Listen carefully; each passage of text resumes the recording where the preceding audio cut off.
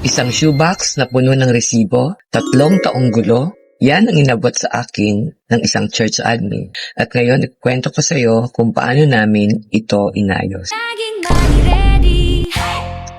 Hi, ako si Weng, your tax and accounting buddy. Si Kuya, treasurer ng isang simbahan. Takot na takot mag-report sa kongregasyon kasi sobrang gulo ng records. Sinimulan namin ng dahan-dahan, inorganize per year, tapos per category, donations, utility, at ministry expenses. Mahalagang malaman din na ang reliyosong organisasyon ay maaaring non-stock, non-profit, na rehistrado sa SEC na may sariling compliance requirements. Pagkatapos, gumawa kami ng simpleng monthly summary na kahit sino sa kongregasyon ay maiintindihan. Ngayon, kaya na ni Kuya mag-present ng malinaw na financial report at dahil doon, lumakas ang tiwala ng buong kongregasyon sa kanya. Transparency builds trust. Admin ka rin ba na nahihirapan sa records? Comment, order at tutulungan kita. Save this bilang pag-asa na kahit gaano kagulo, kaya tong ayusin at share sa kapwa mong admin.